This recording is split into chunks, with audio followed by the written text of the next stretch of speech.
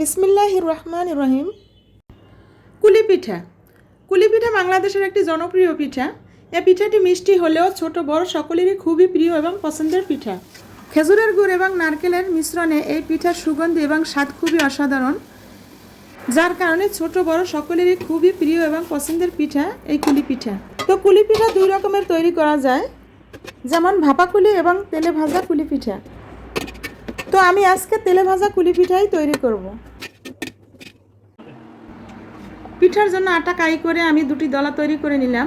এখন আমি অন্য সব উপাদানগুলো প্রস্তুত করব।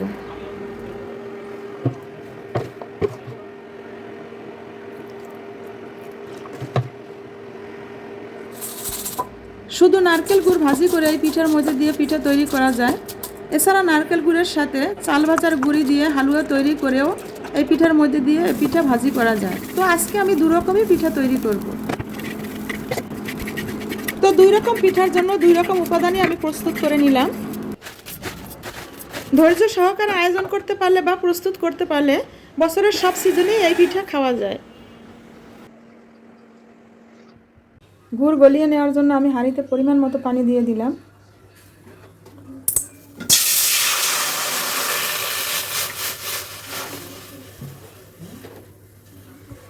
এবার আমি গুড় দিয়ে দিলাম।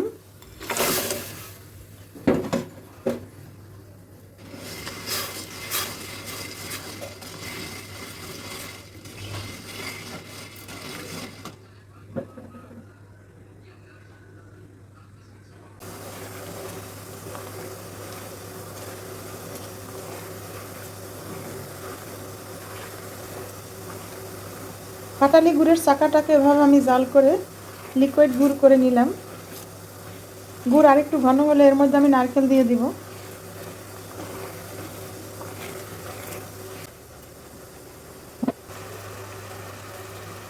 তেজপাতা দিয়ে দিলাম। গুড় ঘন হয়ে গেছে, এখন এর মধ্যে আমি নারকেল দিয়ে দিব।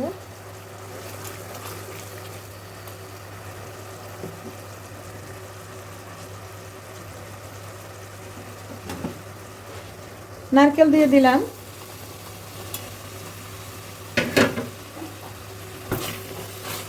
নারকেলটাকে ভালো করে নেড়ে চেড়ে গুড়ের সাথে মিক্সড করে নিতে হবে।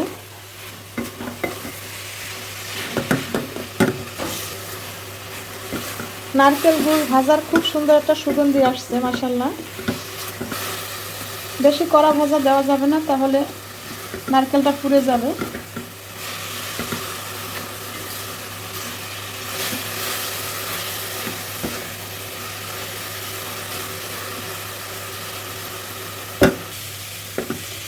তো এবার নারকেল গুড় ভাজি করা হয়ে গেল। এখন আমি চুলোর থেকে নারকেল গুড় উঠিয়ে ফেলবো।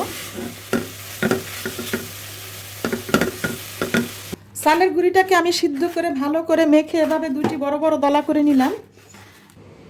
আসসালামু আলাইকুম এভরিওয়ান। আমি এখানে কুলি পিঠা তৈরি করার জন্য সকল উপাদানগুলো প্রস্তুত করে নিলাম। তো এবার আমি কুলি পিঠা তৈরি করব। তো চলুন দেখি কিভাবে আমি কুলি পিঠাগুলো তৈরি করি।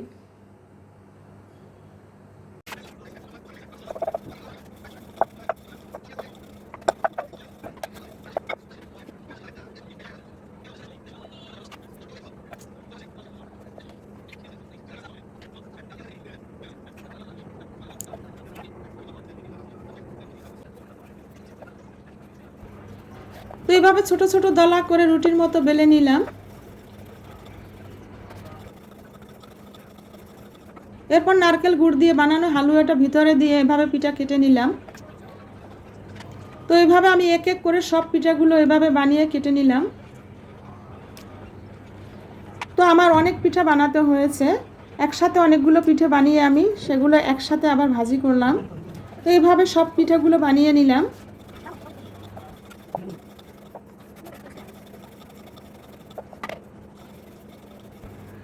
সিদ্ধ চালের আটাটা যদি ভালো করে কাই করা যায় তাহলে রুটিগুলো খুব সুন্দর হয়, কারণ আটা কাই করতে পারলে রুটি ফাটে না এবং ভাঙে না। তো এজন্য সবসময় আমাদের আটাটা ভালো করে কাই করে নিতে হবে।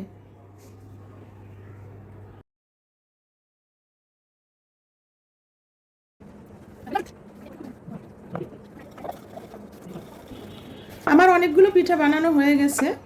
বেশিক্ষণ পিঠা বানিয়ে রাখা যাবে না, তাহলে ভাজতে গেলে পিঠাগুলো ভেঙে যাবে। তাই তাড়াতাড়ি করে আর কয়েকটা বানিয়ে আমাকে পিঠাগুলো ভাজি করে নিতে হবে।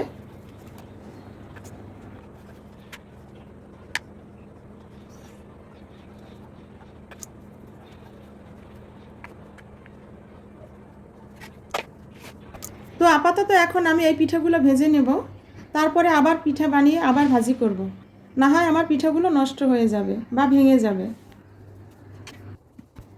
তো এবার প্যানে তেল দিয়ে দিলাম, তেল গরম হলে তার মধ্যে পিঠা দিয়ে দিলাম। তো আমার পিঠাগুলো অল্প আঁচে ভেজে নিতে হবে। প্রথমে আঁচ বেশি থাকলে পরে কমিয়ে দিয়ে আস্তে আস্তে পিঠাগুলো ভেজে নিতে হবে, কারণ অল্প আঁচে পিঠাগুলো ভাজি করলে পিঠাগুলো মুসমুসে হবে, খেতেও খুব স্বাদ হবে।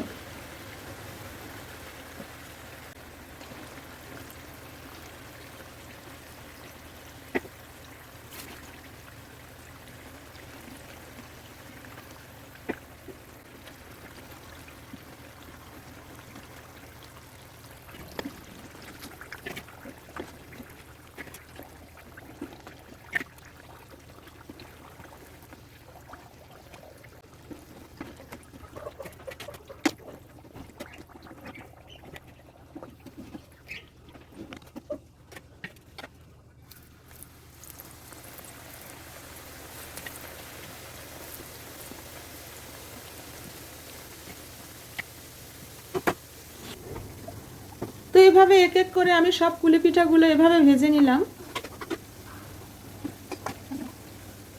মাশাআল্লাহ, পিঠাগুলো খুব সুন্দর হয়েছে এবং খেতেও খুব টেস্টি বা মজার হয়েছে।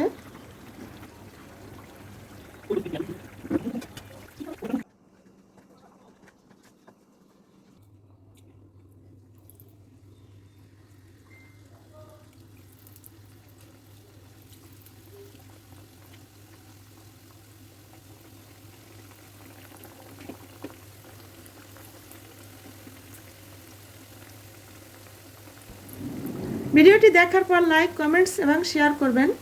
এরকম আরও নতুন নতুন ভিডিও পেতে আমার চ্যানেলটি সাবস্ক্রাইব করবেন।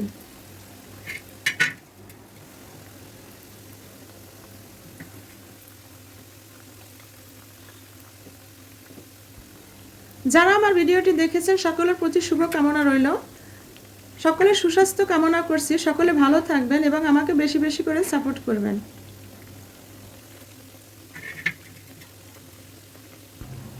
তো এবার কমপ্লিট তৈরি করা হয়ে গেল আমার কুলি পিঠা। সকলে ভালো থাকবেন। আল্লাহ হাফেজ।